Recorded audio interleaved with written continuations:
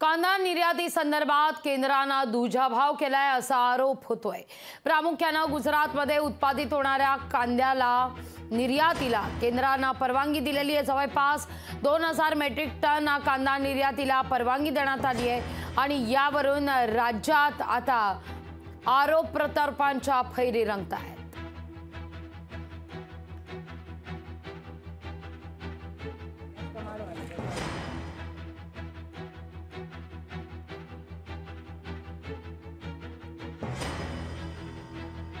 गुजरातचा व्यापारी महाराष्ट्रात येतो, कांदा खरेदी करतो, तो गुजरातला जातो।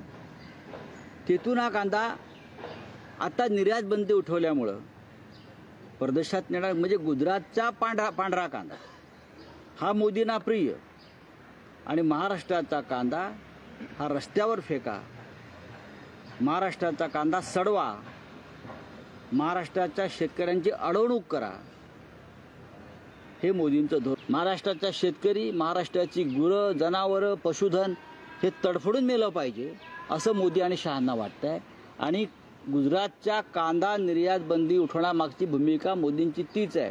इकडला शेतकरी तडफडत मेला पाहिजे पण गुजरातचा शेतकरी जगला पाहिजे। नरेंद्र मोदी हे या देशाचे प्रधानमंत्री नसून गुजरातचे प्रधानमंत्री आहेत। आज गुजरात मधल्या कांदा उत्पादक शेतकऱ्यांसाठी फक्त गुजरात मधल्या कांदा उत्पादक शेतकऱ्यांचा 2000 मेट्रिक टनच्या निर्यातीवरची बंदी उठवली। विचार करा,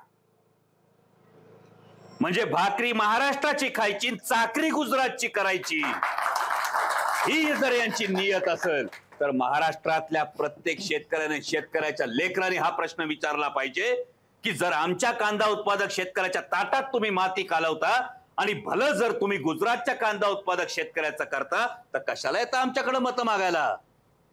जा ना, सगळं जाऊन गुजरातमध्येच तिकडेच मत मागा। लोकशाही मराठी ऐका, पहा, जागरूक रहा।